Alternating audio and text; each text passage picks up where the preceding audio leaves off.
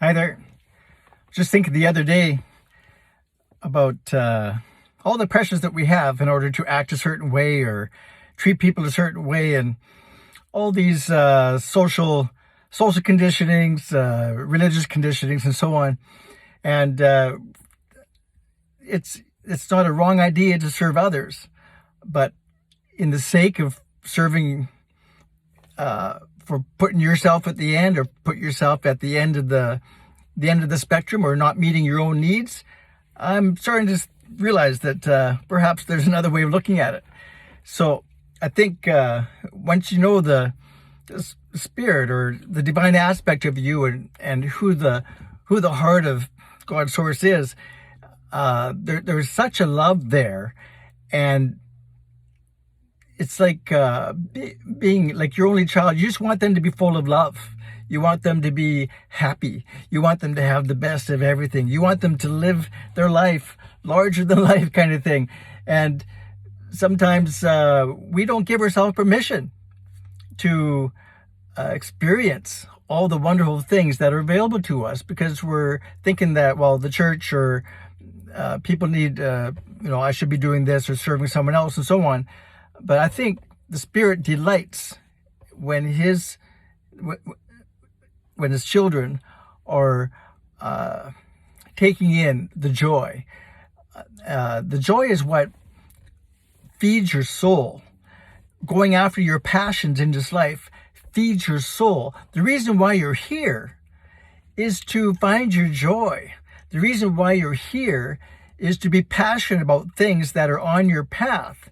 Because you have an imprint. You have an authentic aspect of you that is divinely set for you and no one else. So there's no sense in comparing yourself with anyone else. There's no sense in having a certain standard.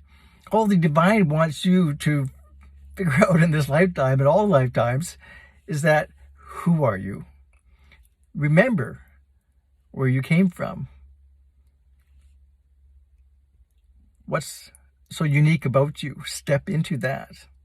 Don't be comparing yourself. Don't judge yourself so harshly. In fact, learn to put yourself first. Learn to serve yourself. Okay, so that sounds like a construct that is full of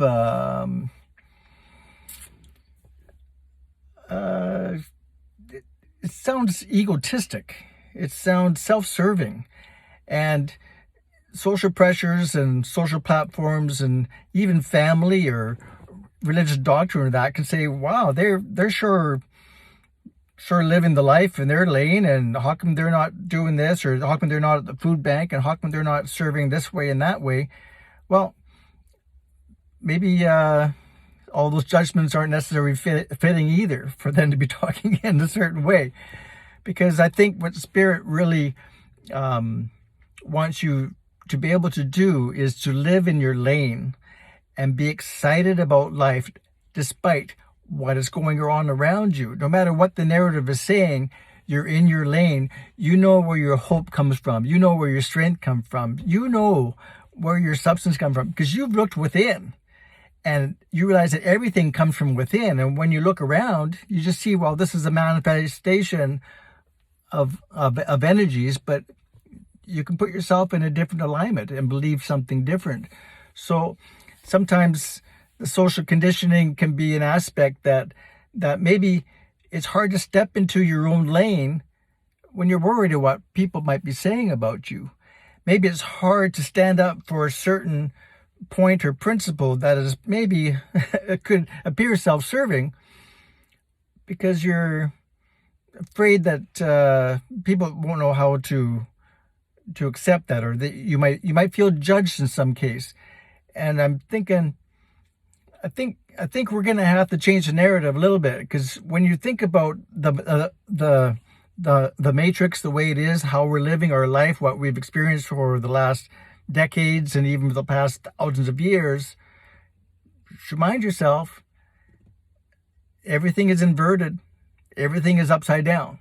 So when you put a lot of onus on what mankind thinks in the moment, chances are, if you take it, flip it on its head, you might even be closer to what the divine wants for you.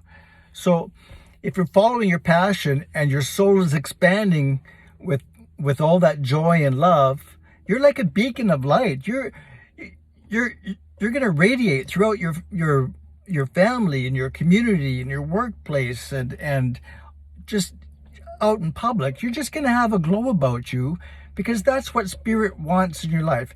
Spirit wants you to be like a lighthouse and shining divine light. And the more purging goes on, more working in the shadows and more cleansing, the more karma you get out of your life. When you're karma free, time's coming soon, right? Great awakening for each one of us. Karma free, your light is so divine. In fact, I heard that a human gives out the most brilliant divine light than any being in existence, because they've transmuted from such a dense place.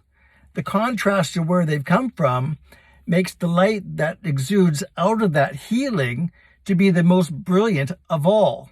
So we have a cloud of witnesses that are just observing this brilliant white light, and there's angels and other light beings that are more or less perhaps envious or jealous of the fact that, oh my goodness, I wish I was there to experience that, because it is a great testimony. So allow that radiance to go. And this, when you begin to be magnetic and feel full of joy, you can't help but follow your passions. And your passions is going to create beautiful things in your life. It's going to create beautiful things for other people. It's going to create beautiful plans and projects and fundamental wisdom. When you begin to go in the flow and just go into the ease of what Spirit is calling for you, you get rejuvenated, and you're going to have the energy and the wisdom to exercise and put forward the plans that will come into alignment with everyone around you. So it's beautiful.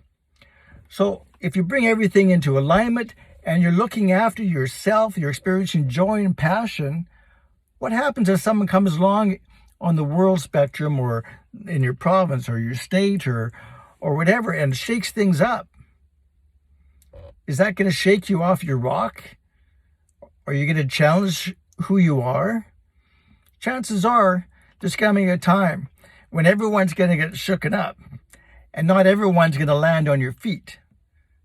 But I believe if you're connected to the divine, you are protected. You have a solid ground. You will land on your feet. I'm not saying you won't get shaken up, but I'm saying once you do, you will still land on your feet. And people will look around and go, wow, I see that person.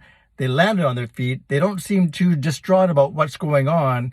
Again, that person turns out to be even a brighter lighthouse, because they stand in the storm, shining bright, big beacon of hope.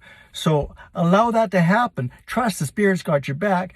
Spirit's going to protect you no matter what comes down the pipe, because you're aligned with your authentic self and you're living your joy.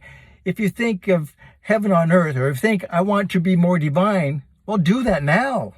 That's all the Spirit wants you to do, is do that now. Be all that you can be. Manifest what's in your heart. It's just what the Spirit wants. But if we come in alignment with that and give ourselves permission and know that we are worthy of all that, even now, not that we have to go through a crisis or die and float on a cloud at some point and then we get everything we want. No, Spirit saying, step into it. Walk in your strength. Walk in your light. It'd be like living your light in this community could be like a stone falling into the middle of a pond. It's gonna ripple out. They can't help but affect those around you. Instead of people, instead of having a narrative that I think I'm greater, or I think I found some answers, or I found that, wow, it's better to be spiritually tuned than not, and maybe I should go and talk to someone. Well, I'm just thinking there's a point that'll come when you'll just be shining bright like a diamond, that people will be drawn to you. Magnetic force will just attract them to you. And the right people that align with your frequency, they'll come alongside and say, wow, What's going on? How can I be a part of what's going on?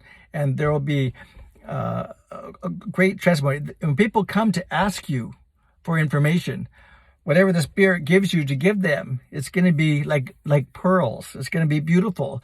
It's not going to be hurtful or harmful or deterrent or judgmental or anything. It'll be beautiful. So trust in that this is going to be a ripple effect.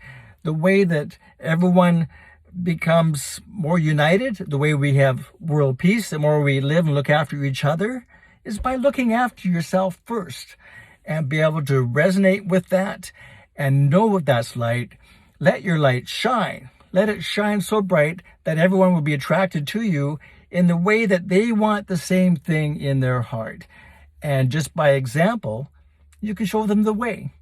So I just want to encourage you today. Thanks for your time. Bye-bye.